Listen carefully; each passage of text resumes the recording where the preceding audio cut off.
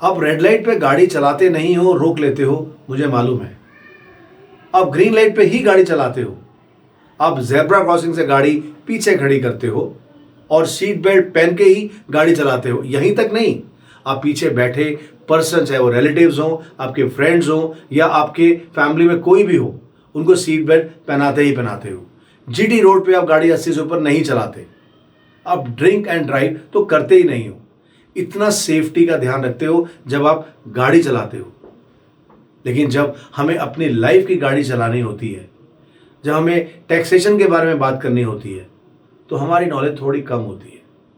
तो आज का पॉडकास्ट उसी के ऊपर में है। आज टैक्सेशन से रिलेटेड हम आपको बताएंगे बहुत ही सरल भाषा में और बहुत ज़्यादा नॉलेज देने की कोशिश करेंगे। इसके लिए आपको सिर्फ एक ही गुजारिश है कि आप अकेले नहीं, अपनी फैमिली के साथ में इस पॉडकास्ट को वॉच कीजिए। आज हमारे साथ जुड़े हैं मिस्टर संदीप गर्ग, जो एक्सपर्ट टैक्सेशन एडवाइजर हैं। नमस्कार संदीप जी, आपका बहुत बहुत स्वागत है पॉडकास्ट अरविंद भाखड़ी में। Thank you very much for calling me. Thank you, it's to my pleasure. अच्छा संदीप जी, आज हम बहुत सारी चीज़ों पे डिस्कशन करेंगे और आपसे बहुत सारी इन्फॉर्मेशन, बहुत सारी नॉलेज लेंगे, जिसके लिए मेरे को भी बहुत सारी टेक्निकल फाइनेंस नॉलेज नहीं है और जो मेरे भी हेल्प करेगी और जो ऑडियंस इसको देखेगी उसको भी बहुत हेल्प होगी। तो हम सबसे पहले आपसे पूछना चाहेंगे कि what is income tax? Sir, income tax is a tax जो कि गवर्नमेंट लेवी करती है इनकम के ऊपर, एनुअल इनकम के ऊपर। ओके। तो ये चीज़ ऐसी है कि इसमें कुछ लिमिट दिए हैं गवर्नमेंट ने, तो लेकिन टैक्स गवर्नमेंट लेवी करती है। Okay, and who can file the returns? जैसे हम बोल सकते हैं कि कौन कौन इसको रिटर्न को फाइल कर सकता है? एनीवन जिसकी इनकम एक स्पेसिफिक लिमिट से एक्सीड करती है, सभी के लिए फाइल करना मैंडेटरी है। Like proprietor, businessman, salaried person, okay, corporates. Basically सब लोग फाइल रिटर्न करना चाहिए, रेदर हम ये करना कहेंगे, चाहिए बेसिकली। जिसमें आप ये कहना चाहते हैं कि कोई इंडिविजुअल है, सैलरीड है, कॉर्पोरेट है, प्राइवेट लिमिटेड है या बिल्कुल लिमिटेड है, बिल्कुल तो बिल्कुल सब लोगों को करना चाहिए। करना चाहिए। तो ये रिटर्न की कोई डेडलाइंस भी होती है? हाँ, डेडलाइंस डिफरेंट डिफरेंट पीपल के लिए अलग अलग हैं, डिफरेंट डिफरेंट कैटेगरी के लोगों के लिए। जैसे जस्ट लाइक इंडिविजुअल्स के केस में जिनकी सैलरीड क्लास हो गई, जो सैलरीड पीपल हैं या कोई अदर इनकम है जिनकी, उनके लिए 31 जुलाई है। अच्छा। और लेकिन कुछ इंडिविजुअल्स ऐसे भी हैं जो किसी पर्टिकुलर, जैसे हम कहें पार्टनरशिप फर्म में पार्टनर हैं और वो पार्टनरशिप फर्म का ऑडिट भी होना है, ओके, तो उस केस में 31 अक्टूबर है इंडिविजुअल की रिटर्न की फाइल की। So last is 31 October to businessman और टू प्राइवेट और लिमिटेड। हाँ, बिजनेसमैन भी वो जिनकी फर्म में ऑडिट सब्जेक्ट टू ऑडिट हैं। ओके, और जिनका ऑडिट नहीं है उनके लिए 31 जुलाई है। 31 जुलाई। हाँ जी। और इंडिविजुअल के लिए? इंडिविजुअल के लिए 31 जुलाई। 31 जुलाई। हाँ जी। तो ये कैसे रहता है कि इस फाइनेंशियल ईयर जैसे अप्रैल टू मार्च एक फाइनेंशियल ईयर है, ठीक है, और अप्रैल टू मार्च के बाद वो जो फाइनेंशियल क्लोज हो गया तो विद इन 4 मंथ्स कह सकते हैं, 31 जुलाई गवर्नमेंट ने डेट डिफाइन की है। ठीक है। और इसी तरह से अब कंपनीज के केस में या ऑडिट केस हैं, उनके लिए 31 अक्टूबर है। ओके, और अगर कोई किसी रीज़न से, इंटेंशनली नहीं, कई बार बिजी हो जाता है, कई बार मेडिकल रीज़न हो जाते हैं, कई बार आदमी आउट ऑफ कंट्री होता है, आउट ऑफ स्टेशन होता है, तो उस कंडीशन में अगर वो किसी रीज़न से उसकी रिटर्न वो थोड़ा सा डिले कर दे, तो क्या उस पर कोई चार्जेस है? हाँ, उसमें क्या है कि गवर्नमेंट ने पेनल्टी फिक्स की है। अच्छा। अगर किसी की इनकम लेस देन 5 लाख है और वो इनकम मोर देन 3 लाख है, रिटर्न फाइल नहीं कर पाता है किसी वजह से भी, तो 1000 की पेनल्टी है। लेकिन in case income exceeds 5 lakh, अच्छा, मैं इंडिविजुअल की बात कर रहा हूँ, तो 5000 की पेनल्टी है। 5000 तो बहुत ज़्यादा पेनल्टी है। अब गवर्नमेंट चाहती है कि लोग करें, टाइम भी फाइल करें। तो मेरे हिसाब से आज की डेट में अगर मैं अपनी बात भी करूं तो मुझे भी आज ही मालूम पड़ रहा है आपसे सुन के कि 5000 रुपया, मतलब अगर हम रिटर्न को लेट फाइल करते हैं, that's something very very surprising.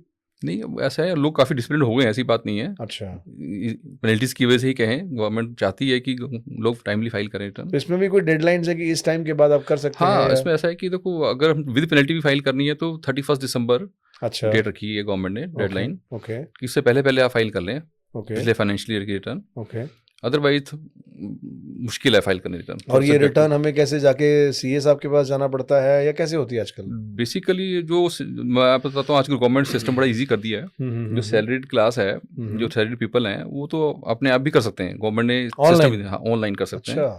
थोड़ा सा स्टडी करके ज़्यादा दिक्कत नहीं है। अच्छा। लेकिन थोड़ा बिजनेस में है या कुछ और अदर सोर्सेज हैं इनकी जिनकी इनकम के हैं, उनको थोड़ा सा एडवाइजर्स की रिक्वायरमेंट आती है, जैसे CAs, advocates, advisors, taxation advisors हो गए, तो उनकी हेल्प ले सकते हैं वो। ओके, सो बेसिकली डेडलाइंस के बाद भी उनके पास एक ऑप्शन होती है। हाँ जी, हाँ बिल्कुल। Okay okay okay, that's very. तो ये इनकम टैक्स में कुछ एक टैक्स ब्रैकेट्स होती हैं, वो क्या होती हैं? टैक्स ब्रैकेट्स, टैक्स स्लैब्स हैं बेसिकली। अच्छा, टैक्स स्लैब्स हैं। हाँ ओके, जी, राइट। वो डिफरेंट हैं। अब जैसे मैं बताता हूँ, 2-3 साल पहले गवर्नमेंट ने SSCs को नया ऑप्शन दिया, उसको हम न्यू टैक्स एग्जाम बोल देते हैं। ओके। पहले जो सिस्टम चल रहा था वो तो चल ही रहा था, तो उसमें उन्होंने ऑप्शन दे दी कि आप विद टैक्स रेट्स जो है उन्होंने कम किए हैं, उसमें रिड्यूस किए हैं स्लैब्स में। अच्छा। और उसमें यह कि पर एग्जेम्पशंस जो हैं, डिडक्शंस जो हैं वो हटा दिए हैं। ठीक है। तो अब SSC के पास 2 ऑप्शंस हैं। एक तो ओल्ड सिस्टम जो चल रहा था उसमें आपने रिटर्न फाइल करनी है। खासकर ये ऑप्शन जो है सैलरी जो क्लास है उनके लिए तो बड़ा इजी हो गया है। अच्छा। यहाँ पे उनको लगता है कि मेरा टैक्स लायबिलिटी कम बनेगी, ठीक है, वो उस ऑप्शन में जा सकता है। ठीक है। तो एक तरह की अब नया डिजाइन आया है, उसमें टैक्स स्लैब्स दोनों में ही है। ओके। उसमें रेट्स कम हैं, ओके। डिफरेंट है। जैसे अप टू, जैसे न्यू टैक्स स्लैब्स है उसमें अप टू 3 लाख तक कोई टैक्स नहीं है। ठीक है। इस साल से। राइट। और उसके बाद 3 to 6 लाख 5%, इस तरह से स्लैब्स बनाई हुई हैं। ओके। पुराने टैक्स रिजीम में क्या था कि उसमें 2.5 लाख तक कोई टैक्स नहीं है। हालांकि बेसिकली क्या है, गवर्नमेंट ने क्या किया है कि न्यू टैक्स रिजीम में 7 लाख तक कोई टैक्स नहीं है। ओके। यानी कि गवर्नमेंट ने क्या कर दिया कि 87A में एक एग्जेम्पशन दे दिया अलग से, जिसकी इनकम 7 लाख तक है, अप टू 7 लाख तक, उसको टैक्स देने की जरूरत नहीं है। नेट टैक्सेबल इनकम जिसको हम कहते हैं। ओके। तो वो एक बड़ा अच्छा बेनिफिट दिया है गवर्नमेंट ने। ये आपने बार बार एक वर्ड यूज कर रहे हैं, रिजाइम, वो उसका क्या मतलब होता है? रिजाइम का मतलब बेसिकली एक नई व्यवस्था है। अच्छा, नई व्यवस्था। हाँ, कि गवर्नमेंट ने एक नया ऑप्शन दे दिया है SSC को, तो वो एक नया रिजाइम उसको हम बोल देते हैं, न्यू टैक्स रिजाइम। और ये स्लैब्स को हम कैलकुलेट कर सकते हैं? हाँ, कर सकते हैं। आजकल इनकम टैक्स डिपार्टमेंट ने भी कैलकुलेटर दिए हुए हैं, इनकम टैक्स कैलकुलेटर हैं। कोई मुश्किल काम नहीं है आज की डेट में। जिस तरह हम लोग गूगल में जाकर सिंपल इंटरेस्ट, कंपाउंड इंटरेस्ट, इस तरह से इसका भी है? हाँ, इसके भी अवेलेबल है। अच्छा, इसके भी अवेलेबल है। हाँ, तो कोई भी आम आदमी अगर जाके इसको चेक करना चाहे तो वो चेक कर सकता है? बिल्कुल कर सकते हैं। That facility is there with us. Okay. And हम किसको टैक्सेबल इनकम मानते हैं? टैक्सेबल इनकम क्या है कि आपका, सपोज आपकी, मैं आपकी छोटा सा एग्जांपल ले लेता हूँ जी, कि आपकी सैलरी इनकम भी है, आपकी इंटरेस्ट इनकम भी है, कहीं FD से या कहीं और इंटरेस्ट आ रहा है आपको। ठीक है। कोई आपके पास रेंटल इनकम भी आ रही है, मान लो आपके पास। ठीक है। तो हम इसको क्लब कर लेते हैं, ठीक है। ऐड ऑन कर लेते हैं। फिर उसमें से कहीं जैसे रेंटल इनकम में है, नॉर्मली हमें रिबेट मिलती है अलग से कुछ 30% की, तो हम उनको लेस करने के बाद जो डाटा जो टोटल बनता है हमारा पास, इनकम जो आती है, वो उसको टैक्सेबल इनकम बोल देते हैं। ओके। दैट इज मतलब टैक्सेबल इनकम इज जो tax income that is subject to tax. ठीक है। अब सर, आप हमारे पॉडकास्ट में आए हैं तो हम नेचुरली आपकी एक्सपर्टीज़ का बेनिफिट लेंगे, तो बाकी के क्वेश्चंस को हम ज़रूर पूछेंगे, बट एक थोड़ा सा इस लीग से हटकर एक क्वेश्चन है जो आज की जनरेशन को देखते हुए मेरे दिमाग में आ रहा है। तो मैं आपसे उसकी एक सजेशन, एडवाइस देना चाहूँगा कि आप इसके बारे में क्या कहना चाहेंगे। जैसे आज के जनरेशन में हम देखते हैं कि बहुत ज़्यादा बच्चे, जो यंग जनरेशन है, वो टुवर्ड्स अपने इनकम को स्टॉक मार्केट में लेके जा रही है, या आप कह सकते हैं कि म्यूचुअल फंड्स में लेके जा रही है। लेकिन अगर हम अपनी बात करें, मेरे और आपके ज़माने की, जिस ज़माने और टाइम से हम लोग आए हैं, तो उस समय बेसिकली क्या होता था कि हम प्रॉपर्टी पे, हम गोल्ड में, और हम इस तरह से इन चीज़ों में पैसा लगाते थे। लेकिन आज की जनरेशन स्टॉक मार्केट और इस पे लगाती है। प्लस एक और चीज़ मैं इसमें ऐड ऑन करूँगा कि FDs पे भी हम लोग बहुत ज़्यादा करते थे। जैसे मैंने अपने डैड को देखा, मेरे पेरेंट्स, मेरे रिलेटिव्स, मेरे चाचा ताया जी, जितने भी लोग हैं, वो लोग FDs करते थे। बट आज के टाइम पे ये चीज़ें बहुत ज़्यादा चेंज हो रही हैं, लोग FDs को फोकस नहीं कर रहे। तो पहले मैं FDs के बारे में आपसे इसके ऊपर जानना चाहूँगा, और इसके बाद में ये जो मैंने आपसे पूछा गोल्ड का, और फिर अपना हम बात कर लें प्रॉपर्टी का, और उसके बाद आज की जनरेशन की थॉट्स, थोड़ा प्लीज़ इसके बारे में बताएं आप। देखो, जहाँ तक FDs की बात है, फर्स्ट डिस्कस ऑन FD आज के टाइम में ना इतना रेलिवेंट नहीं रही है। रीज़न बीइंग, मतलब रेलिवेंट है, उसको हम आज की डेट में क्या बोलते हैं कि वो हमारे लिए एक इमरजेंसी फंड है। ओके। मतलब हमें इतनी रखनी चाहिए FD जितनी हमें इमरजेंसी में जरूरत पड़ सकती है। अच्छा जी। ये डिपेंड करता है इंडिविजुअल की अपनी नीड के ऊपर। ठीक है। कि मेरे को इमरजेंसी में कितने फंड्स चाहिए, उसकी नीड के ऊपर डिपेंड करता है, फाइनेंशियल नीड्स के ऊपर। ठीक है। अदरवाइज टाइम है चेंज्ड। हमारे टाइम में वक्त इस तरह की चीज़ें अवेलेबल नहीं थी, जैसे आजकल लोग म्यूचुअल फंड्स में, स्टॉक मार्केट में ज़्यादा कर रहे हैं, उतनी फैसिलिटीज़ अवेलेबल नहीं थी। ठीक है। लोगों को नॉलेज भी बहुत कम थी। ठीक है। तो आजकल कहें आप इंटरनेट कह लें, डिजिटल मीडिया कह लें, सोशल मीडिया कह लें, इस वजह से लोगों को अवेयरनेस ही बहुत आई है। तो पहले ऐसा कुछ था नहीं, तो लोग ट्रेडिशनल सिस्टम था, तो गोल्ड हो गया, एफडीज हो गई, प्रॉपर्टीज हो गई, इन्हीं में इन्वेस्ट करते थे। ठीक है। लेकिन अब क्या है, सीन चेंज हो गया है। जो यंग जनरेशन है उन ये सब चीज़ों के बारे में अवेयर है, उनको पता है, इनको नॉलेज भी आ गई है इनको काफ़ी। ठीक है, कह सकते हैं डिफरेंट सोर्सेज से। तो स्टडी लेवल भी बढ़ा है। पहले इतने लोग इतने पढ़े लिखे कम होते थे कंपेरेटिवली, जो आज की डेट में यंग जनरेशन बहुत पढ़ी लिखी है। हाँ जी, हाँ जी, बिल्कुल, ठीक है ना, तो इम्पैक्ट तो आता ही है इस चीज़ का। ओके, समझदार हो गए हैं, कह सकते हैं आज के लोग स्मार्ट हो गए हैं, ये कहें कि आज की जनरेशन जो है बहुत स्मार्ट हो गई है, समझदार हो गई है। तो उसका इम्पैक्ट है। और रीज़न ये भी है, इसका सबसे बड़ा रीज़न क्या है कि यहाँ पे रिटर्न्स अच्छी आती हैं। ठीक है। लोग इन्वेस्ट किस लिए करते हैं? रिटर्न के लिए। रिटर्न के लिए करते हैं। जी, जी। तो रिटर्न्स जो है म्यूचुअल फंड, स्टॉक मार्केट में रिटर्न अच्छी हैं। Okay. As compare to FDs and others okay. Means of investments जो भी है। Right, right, right. As compare हम कंपेयर कर सकते हैं, हाँ जी, मतलब हाँ हाँ, अदरवाइज बेटर है, सभी अच्छे हैं, एसेट क्लास हैं वो सब अपने आप में। लेकिन ये कि इस एसेट क्लास में रिटर्न ज़्यादा है। एफडी भी सेफ है? एफडी डिपेंड करता है, वैसे सेफ है एफडीज तो। ओके।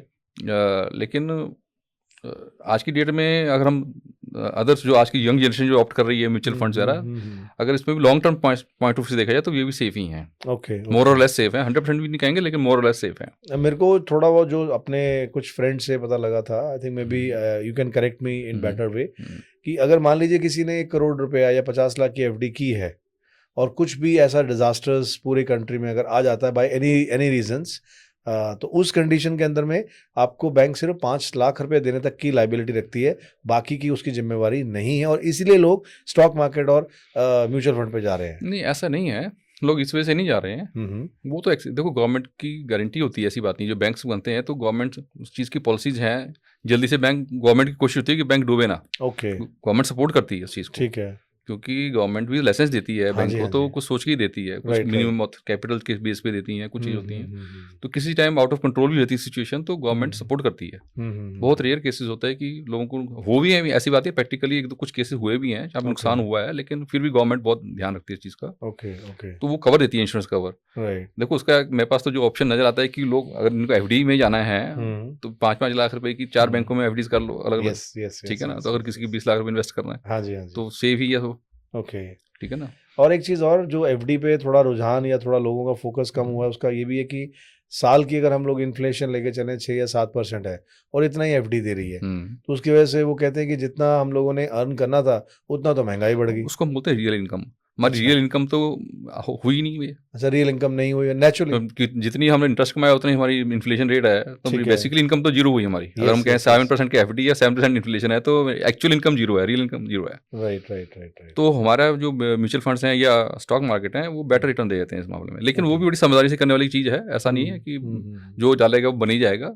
इसमें भी पढ़ के, समझ के, एक्सपीरियंस अच्छे एडवाइजर से बात करके ही लेने चाहिए। तो आपके हिसाब से अगर मान लीजिए किसी की इनकम 50,000 है, तो उस 50,000 के अंदर में अपने वो खर्चे निकाल के 20,000 अगर सेविंग कर लेता है, तो उस 20,000 को उसको कहाँ सेव करके डालना चाहिए? क्या आप कैसे प्लान करना चाहिए?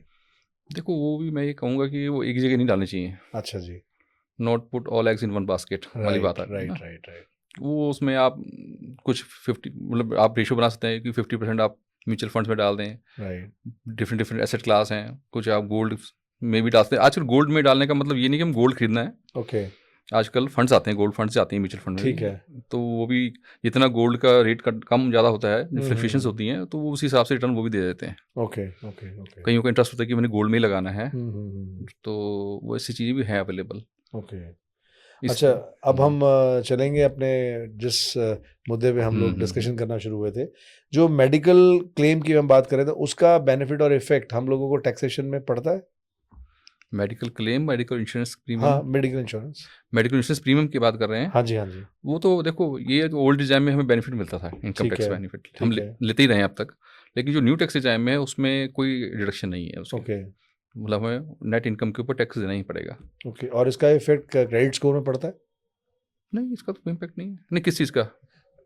जो हम लोग ये टैक्सेस जो अपना मेडिकल नहीं, कोई इम्पैक्ट नहीं, उसका कोई नहीं पड़ता। So basically CIBIL score is different all together. Okay. उसका लोन से लेना देना है। ओके। मेडिकल क्लेम और ये इनकम टैक्स की टर्न से भी कोई इतना डायरेक्ट इम्पैक्ट नहीं है उसका। ठीक है, अगर आप income tax return regularly timely file कर रहे हैं तो इसका इम्पैक्ट ये होता है कि पॉजिटिव वेव हो जाती है कि ठीक है आप डिसिप्लिन है, डिसिप्लिनरी आप डिसिप्लिन फॉलो कर रहे हैं एक, तो आपकी फेवर में चली जाती है बात, लेकिन ऐसा कोई इम्पैक्ट नहीं है। जब आज की डेट में किसी को लोन लेना होता है, हाउस लोन हो या इवन कंज्यूमर लोन हो, तो वहाँ पर वो सबसे पहले सिविल स्कोर के बारे में बात करते हैं। तो सिविल स्कोर चेक कितना करेंगे और कितने नंबर आएंगे तो लोन मिलेगा। तो थोड़ा सिविल स्कोर क्या होता है और उसके क्या कुछ स्कोर्स के थोड़ा सा जस्ट एन आइडिया, बेसिक ऐसा है कि सिविल स्कोर क्या है, बेसिकली क्रेडिट रेटिंग एजेंसीज को स्कोर बोलते हैं हम, क्रेडिट रेटिंग मिलती है इसमें। अच्छा जी। तो क्या है, बैंक उसको देखते हैं कि भाई इसका सिबिल स्कोर क्या है, मतलब आपकी क्रेडिट वर्दीनेस कितनी है। तो वो क्या है, आपके बिहेवियर से पता चलता है, आपकी बैंकिंग बिहेवियर से। आपका अगर कोई एग्जिस्टिंग लोन चल रहा है और उसकी सिस्टम बिल्कुल आपने टाइमली पेमेंट कर रहे हैं, आप इंटरेस्ट पेमेंट या जो भी EMI जिसको हम बोलते हैं आपकी टाइमली जा रही हैं, तो देगी पॉजिटिव इम्पैक्ट। तो आपका सिबिल स्कोर बेटर हो जाता है। तो बेटर स्कोर का मतलब है कि आपकी क्रेडिट वर्दीनेस बढ़ गई है, क्रेडिबिलिटी आपकी बढ़ गई है। तो बैंक्स जो हैं उस चीज़ को लेके चलते हैं, तो उसका बेनिफिट आपके इंटरेस्ट में फर्क पड़ता है। आपका बहुत अच्छा स्कोर है तो आप होता है आपको रेट ऑफ इंटरेस्ट लोन के ऊपर कम लगे। ठीक है। आपका क्रेडिट स्कोर उतना अच्छा नहीं है लेकिन आपको लोन देने के लिए तैयार हैं, वो आपकी बाकी चीज़ें मैच करती हैं, लेकिन स्कोर नहीं बना तो उसका रेट ऑफ इंटरेस्ट थोड़ा हायर साइड पर लगे। ये थोड़ा मैटर करती हैं चीज़ें। और वो टैक्स डेडलाइंस के बारे में हम बात कर रहे थे, अभी आपने बताया 31 अक्टूबर और इस तरह से कोई डिले करे तो 31 दिसंबर तक जा सकते हैं। तो उसके लिए बेसिकली डॉक्यूमेंट्स क्या चाहिए होते हैं या कुछ डॉक्यूमेंट्स इनकम टैक्स फाइलिंग के लिए? हाँ जी, हाँ जी। देखो, इनकम असेस करने के लिए ना, क्या जो आपकी जहाँ से आपके सोर्स ऑफ इनकम है, जैसे सैलरी, अगर कोई सैलरी पर्सन है तो उसका फॉर्म 16 होगा, एम्प्लॉयर से मिल जाएगा। ठीक है। सैलरी सर्टिफिकेट भी बोल सकते हैं हम, ठीक है ना। और कोई बैंक FDs हैं तो बैंक सर्टिफिकेट देगा उसका, ठीक है ना, फॉर्म 16A दे देगा। इसी तरह से हम गवर्नमेंट की साइट से भी निकाल लेते हैं data, 26AS, AIS, bank statement हो गई आपकी। ये चीज़ सब रिक्वायर्ड है आपकी इनकम असेस करने के लिए। ओके। अब जब कोई हाउसिंग लोन लेता है और उस पर नेचुरली इंटरेस्ट देता है गवर्नमेंट को या जो बैंक जहाँ से लेता है वो, तो उसका भी कोई इफेक्ट रहता है टैक्सेशन में? हाँ, उसमें क्या है कि अगर मैं आपको इसमें थोड़ा मैं क्लैरिफाई कर देता हूँ, दो चीज़ें हैं। एक तो हम लेते हैं सेल्फ ऑक्यूपाइड प्रॉपर्टी के लिए, यानी कि हमने अपने घर में घर बनाया लोन लेकर के, और हम रह रहे हैं उसमें, या हमने अपने लिए रखा है घर, ठीक है। तब उसमें तो पुराने टैक्स रिजीम में तो हमें अप टू 2 लाख रुपये तक का टैक्स रिबेट मिलता था, यानी कि इनकम में से रिड्यूस हो जाती था वो टैक्स लाइबिलिटी, जो इनकम टैक्स, जो इंटरेस्ट लाइबिलिटी थी।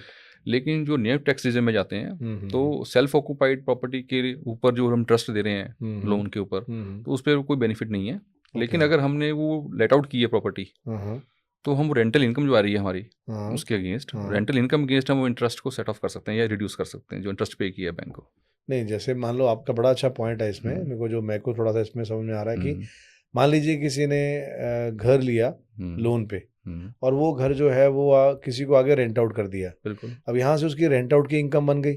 हाँ, सपोज एक इनकम ले लेते हैं हम, 10,000 पकड़ लेते हैं। बिल्कुल ठीक है। तो 10,000 की उसकी इनकम बन गई, और यहाँ पर उसने ऑलरेडी लोन भी लिया हुआ है, तो वो उसको जो लोन के अगेंस्ट में इंटरेस्ट और ये रेंट दोनों का किस तरह से रहेगा? उसमें ऐसा है, मान लो 10,000 पर मंथ आपको रेंट आ रहा है, ठीक है, और आपकी इंटरेस्ट लाइबिलिटी बन रही है सपोज 7,000 पर मंथ, ठीक है, तो आपकी इनकम जो है income from house property 3,000 rupees रह जाती है। अच्छा, ओके ओके ओके। तो इसके अलावा भी कोई गवर्नमेंट का कोई म्यूनिसिपल टैक्सेस आपने दिए हैं वो भी रिड्यूस हो जाते हैं। तो वो अलग चीज़ है, मतलब इसको हमें बेनिफिट मिलता है इंटरेस्ट का, लेकिन अगर लेट आउट होना चाहिए, ये कंडीशन है न्यू टैक्सेस में। अगर हम आम आदमी की भाषा में समझें, नॉट इन टेक्निकल, बिकॉज सब लोग टेक्निकल बैकग्राउंड या इतना ज़्यादा जिन्होंने कॉमर्स नहीं की या जिनको इतना ज़्यादा नॉलेज नहीं है, एक नॉर्मल ले में पूछा जाए तो कि व्हाट इज़ GST? GST क्या है? GST बेसिकली हम कहते हैं गुड्स एंड सर्विस टैक्स, जो कि नाम में ही पता चल रहा है, गुड्स एंड सर्विसेज के ऊपर है ये टैक्स। ओके। इसमें क्या है कि इनकम के ऊपर टैक्स नहीं है, income tax is on income of individuals है ना, और कॉर्पोरेट्स, लेकिन ये है गुड्स एंड सर्विस, यानी कि गुड्स के ऊपर एंड सर्विसेज के ऊपर टैक्स है ये। ठीक है। तो आप मान सकते हैं कि जो हम गुड्स हम परचेज करते हैं मार्केट से, तो उन पे GST लग के आता है, यानी कि we pay GST on each and everything we buy from the market. Okay. तो अभी GST है, पहले वैट था, what is the difference? VAT और GST में क्या फर्क है? वैट क्या था कि स्टेट वाइज था बेसिकली। अच्छा। वैल्यू उसको बोलते थे वैल्यू एडेड टैक्स। ठीक है। तो हर स्टेट का अपना अपना सिस्टम था, राइट। किसी चीज़ के ऊपर 5% है कि 12 है, मतलब states can decide their own कि किस आइटम्स के ऊपर कितना वैट लेना है। तो अभी ये सिस्टम ऐसा बना कि एक सेंट्रलाइज सिस्टम बना 2016 में 2017 में, तो कि वो सारा कुछ सिस्टम स्टेट सेंट्रल से कंट्रोल होता है काम। सेंट्रल एंड स्टेट में इकट्ठे बन करके उन्होंने एक जीएसटी बना दिया। तो रिवेन्यू शेयरिंग होती है उसमें, जो जीएसटी कलेक्शन होती है, central and state share revenue और एक जीएसटी ऐसा कुछ है ना। हाँ जी, सीएसटी और जीएसटी वो पहले वैट में होता था वो। अच्छा, अब नहीं है, अब तो जीएसटी हो गया बस सब कुछ। अच्छा, अब क्या है उसमें 3 कंपोनेंट हो गए हैं वैसे तो, आपको छोटा सा बता दूं, IGST, CGST, state GST, SGST इसको बोलते हैं। तो इसके अंदर में ये हमको एज ए कंज्यूमर कैसे इफेक्ट करता है जीएसटी? देखो जी, कंज्यूमर को ही इम्पैक्ट करता है वो। अच्छा, क्योंकि अल्टीमेटली जो भी रेट ऑफ जीएसटी है वो तो कंज्यूमर से ही वसूलना है उन्होंने, गवर्नमेंट ने, तो कंज्यूमर को तो पे करना ही करना है। जीएसटी से रिलेटेड एक बहुत कॉमन वर्ड सुनने में आता है, जो मेरे को भी सुनने में लगता है लेकिन समझ में थोड़ा ठीक से कई बार नहीं आया, इनपुट कॉस्ट। ये क्या होता है? इनपुट जीएसटी, हाँ, इनपुट जीएसटी लेनी है, कोई खरीदेंगे तो वो हम लोग क्लेम कर लेंगे, तो ये हाँ, क्या वो होता ऐसा ही है ना, वो सिस्टम ही ऐसा बना थोड़ा हुआ एक है। एग्जांपल से समझाएंगे लेकिन क्या होता है इनपुट कॉस्ट, मुझे अपने अंडरस्टैंडिंग के लिए भी थोड़ा सा समझना था। वो ऐसा है सर, उसमें क्या होता है कि मान लो मैंने मैन्युफैक्चरर से, मैं डीलर हूँ, ठीक है, अब मैं डीलर हूँ तो मैंने मैन्युफैक्चरर से कोई भी गुड्स सप्लाई की ले पाते, कोई भी कार, हम कार की बात ले लेते हैं, ठीक है, गाड़ी परचेज की, ठीक है, और मैं डीलर हूँ, ठीक है, तो अब जो मैन्युफैक्चरर है वो कार डीलर को जो जीएसटी लगा के देगा, ठीक है, वो ही कैन क्लेम, डीलर जो है वो आईजीएसटी या मतलब आईटीसी, उसको हम आईटीसी बोलते हैं, ठीक है, वो क्लेम कर लेगा। राइट। संदीप जी, जैसे आजकल आज की जो जनरेशन है बहुत ज़्यादा टुवर्ड्स चली गई है अपना स्टॉक मार्केट में, और साथ में हम देखें तो we can say that mutual funds में, तो इनकम अगर वो जनरेट कर भी लेते हैं तो उन्हें ये अभी मेरे ख्याल से ज़्यादा आइडिया नहीं है कि गवर्नमेंट की क्या पॉलिसीज़ हैं, क्या टैक्सेस हैं, और उस टैक्सेस की इम्प्लीकेशंस क्या होंगी, या हमें कितना टैक्स देना है। जब एक बार प्रॉफिट आता है तो देखते हैं कि ठीक है, मैंने 1 लाख लगाया, मुझे 10,000 प्रॉफिट आ गया, तो दे गेट हैप्पी कि 10,000 पे प्रॉफिट आ गया, बट एक्चुअली में कितना टैक्स कटेगा और कितनी इनकम जनरेट होगी वो उन्हें नहीं मालूम होता। तो थोड़ा उसके बारे में बताएंगे प्लीज़। सर ऐसा है, ये जो टैक्सेबिलिटी है, हम कह सकते हैं कि प्रॉफिट्स के ऊपर जो है, स्टॉक मार्केट में जो लोग काम कर रहे हैं या म्यूचुअल फंड्स में जो काम करते हैं, इन्वेस्ट करते हैं, तो हम इसको डिफरेंट कैटेगरी में बांट सकते हैं। वो कैटेगरी ऐसे बनती है कि मान लो आप इन्वेस्टर हो, इन्वेस्टर भी 2 टाइप के हो सकते हैं, शॉर्ट टर्म, लॉन्ग टर्म जी, कि हमने आज कोई पर्टिकुलर शेयर्स लिए या म्यूचुअल फंड्स लिए, इक्विटी ओरिएंटेड म्यूचुअल फंड्स बोलते हैं हम, जो शेयर मार्केट में डील करते हैं जी, तो हमने कुछ टाइम के लिए लिए, अगर वो कुछ टाइम 1 साल से कम है और हमने उसको बेच दिए, तो वो हमारा एक तरह का शॉर्ट टर्म कैपिटल गेन हो गया। ठीक है, और एक होता है कि हम 1 साल से ज़्यादा रख लेते हैं, ठीक है, मान लो से हमने 1.5 साल, 2 साल, या 1 साल से 1 दिन भी ऊपर हो गया, ठीक है, तो वो हमारी लॉन्ग टर्म कैपिटल गेन में आ जाती है डेफिनेशन में वो। राइट, तो मतलब गवर्नमेंट ने ये सिस्टम को 2 हिस्सों में बांट दिया इन्वेस्टमेंट को, जो Okay. प्रॉफिटेबिलिटी है उसकी, ठीक क्योंकि है, जो हम परचेज किया उसको सेल करेंगे तो दैट इज अवर प्रॉफिट, हम्म, ठीक है ना। तो प्रॉफिट 2 तरह के हो गए, एक शॉर्ट टर्म प्रॉफिट, एक लॉन्ग टर्म प्रॉफिट। हम्म, जो हमारा शॉर्ट टर्म प्रॉफिट है वो तो सीधा सीधा 20% है, जो अच्छा, अभी लेटेस्ट बजट के हिसाब से, हाँ 20% ऑन प्रॉफिट्स। ओके, और यहाँ बात आ जाती है लॉन्ग टर्म की, जहाँ पे हमने 1 साल से ऊपर हमने इन्वेस्टमेंट की है, राइट, तो उसमें किया है गवर्नमेंट ने 2 चीज़ें की हैं। अच्छा, एक तो रेट ऑफ टैक्स तो कम है ही, साथ में उन्होंने एक एग्जेम्पशन दे दिया अलग से कि 1.25 लाख तक का जो प्रॉफिट कमाया आपने पूरे साल में, ओके, मतलब उस पीरियड में, एक लॉन्ग टर्म पीरियड में, ठीक है, तो वो एग्जेम्प्ट है, यानी कि no tax on that income. थोड़ा एग्जांपल समझाएं। एग्जाम्पल ऐसे है, मान लो मैंने आज इन्वेस्ट किए 5 लाख रुपीज़, ठीक है, और मैंने 1 साल 2 दिन के बाद वो बेच दिए 1.5 लाख, 5 लाख के लिए, और 7.5 लाख में बेच दिए। अच्छा, मेरी अप्रिसिएशन होगी इन्वेस्टमेंट की 2.5 लाख, 2.5 लाख की, तो मेरा प्रॉफिट हो गया बेसिकली 2.5 लाख की, ठीक है, ठीक है ना। तो पहले क्या है कि 1.25 लाख तक तो मेरे को कोई टैक्स नहीं है,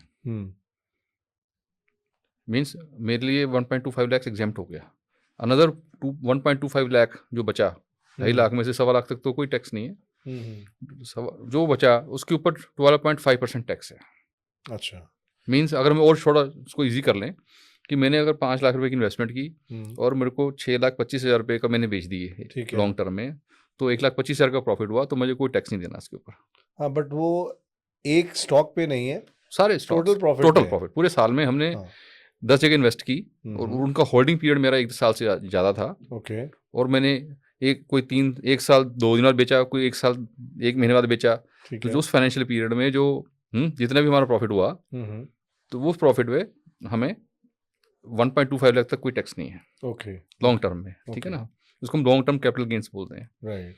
लेकिन अगर हमारा प्रॉफिट से ज़्यादा आ जाता है, जैसे एग्जांपल दिए मैंने 2.5 लाख आ जाता है, तो जो ऊपर का प्रॉफिट है 1.25 लाख से ऊपर, उसके ऊपर भी 12.5% देना है हमने टैक्स। गवर्नमेंट क्या चाहती है, गवर्नमेंट का भी एक इससे व्यू पॉइंट निकलता है कि गवर्नमेंट चाहती है कि अब लॉन्ग टर्म इन्वेस्टर आएँ ठीक है। स्टॉक मार्केट में, थोड़ा उनकी सोच ऐसी होनी चाहिए कि लॉन्ग टर्म के लिए इन्वेस्ट करें। ओके। तो उन्होंने उसके लिए उनको एक तरह का इंसेंटिव दे दिया है, उनका रेट ऑफ टैक्स कम कर दिया है। जैसे हमने बताया आपको, शॉर्ट टर्म में 20% रेट ऑफ टैक्स है। तो हमें तो लगता है कि काफ़ी लगता है, पर ठीक है, गवर्नमेंट ने अपने आप को एक उन्होंने लीवरेज दी है, थोड़ा एक ऑल एसेट क्लास को बराबर करने की कोशिश की है टैक्स स्लैब को। लेकिन मतलब उनको मतलब जो इन्वेस्टर हैं उनको तो चाहिए ही, मैं तो ये कहूँगा, सजेस्ट करूँगा कि वो लॉन्ग टर्म के लिए ही चलें। बेसिकली आप कहना चाहते हैं कि नेचुरली इंट्राडे और ऑप्शनल फ्यूचर ये तो कभी लॉन्ग टर्म कर ही नहीं सकते ना। इंटरडे हुआ, और अब जो लोग फ्यूचर ऑप्शन में बहुत काम करने लगे आज की तारीख में, बट वो कभी लॉन्ग टर्म में तो नहीं गिने नहीं, जाएंगे वो लॉन्ग टर्म, ये तो बिल्कुल शॉर्ट टर्म में, क्या they are called traders basically, they are not investors. Okay. So वो किस स्लैब में आएंगे वो बेसिकली? उनकी अपनी बिजनेस इनकम है। अच्छा, वो बिजनेस बिजनेस की स्लैब में आ जाते हैं वो। ओके, वही टोटल प्रॉफिट में से प्रॉफिट जैसे आप उनको 1.25 का बेनिफिट नहीं होगा? नहीं, कुछ नहीं, वो कुछ ओके, नहीं, वो इवन आपका प्रॉफिट, अगर वो बिजनेस प्रॉफिट है, अगर आपका स्लैब अच्छी है तो 30% टैक्स ब्रैकेट में भी आ सकते हैं आप, अच्छा प्रॉफिट कमा रहे हो तो। इट डिपेंड्स ऑन योर और इनकम स्लैब। अभी लेटेस्ट कुछ गवर्नमेंट ने चेंजेस किए ना अबाउट दिस टैक्सेस? हाँ, इस लॉन्ग टर्म पहले टैक्स गेन था जो TCG बोलते हैं हम, वो 10% था। ओके। और एग्जाम्पशन लिमिट भी 1 लाख की थी, ठीक है, लास्ट ईयर तक। राइट। इस बार जो बजट में चेंजेस आया, यही आया कि उन्होंने 1 लाख से लिमिट बढ़ा करके 1.25 लाख कर दी एग्जेम्पशन लिमिट। ओके। और टैक्स का कैपिटल गेन टैक्स जो है वो 12.5% कर दिया फ्रॉम 10%। अच्छा।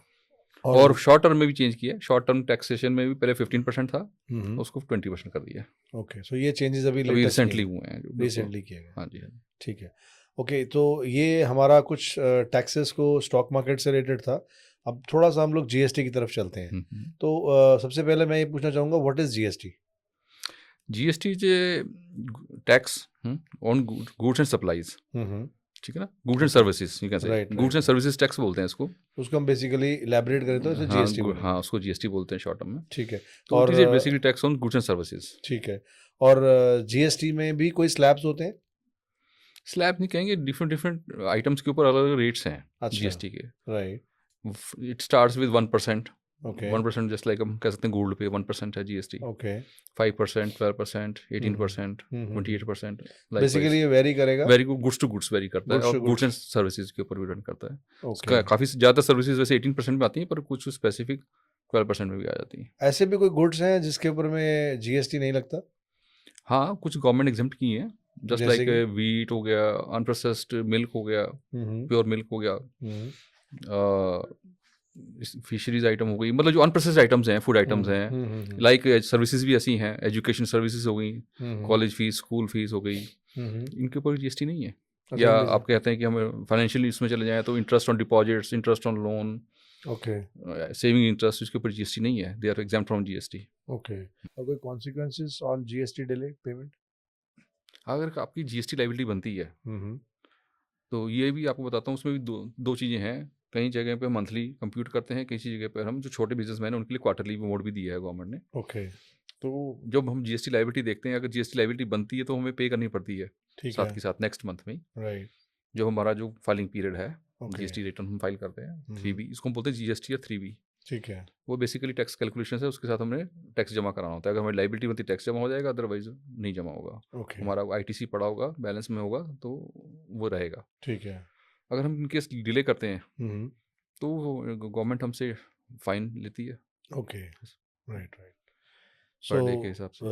संदीप जी, आपका बहुत बहुत शुक्रिया, आपने समय निकाला। और सबसे इम्पोर्टेंट ये है कि जो बेसिक चीज़ें आम आदमी जिसको हम लोग जीएसटी के साथ में टैक्सेशन और इन सब चीज़ों के बारे में नहीं मालूम है, बट आदमी उस तरफ चलता रहता है ये सोच के कि हाँ मैं इतना इनकम कर रहा हूँ तो मुझे इतना प्रॉफिट मिल गया, बट एक्चुअली टैक्सेस के बारे में नहीं पता। ये नहीं पता कि हमें रिटर्न कब फाइल करनी है, रिटर्न किसको फाइल करनी है, डिले पेमेंट हो। मेरे को सबसे अच्छी चीज़ ये लगी, जो आज मेरे लिए भी इन्फॉर्मेशन था, कि अगर हम लोग रिटर्न थोड़ा लेट पे करेंगे तो उसके अंदर में 5,000 तक का भी फाइन है इनकम टैक्स रिटर्न में, हाँ जी। Which is again an information for us. So इस तरह की हम इन्फॉर्मेशन जो आपने हमें दी हैं, हमारे पास आप पॉडकास्ट में आए हैं, उसके लिए आपका बहुत बहुत शुक्रिया। Thank you. और मैं चाहूँगा कि ये मेरी ऑडियंस को भी जो आपने इतना क्लैरिटी दिया अबाउट बहुत सारे पॉइंट्स का, उसका बेनिफिट होगा। सो बहुत बहुत शुक्रिया आपका once again. Thank you so much thank for you coming on podcast. Thank you very much. Thank you sir, thank you. Thank you.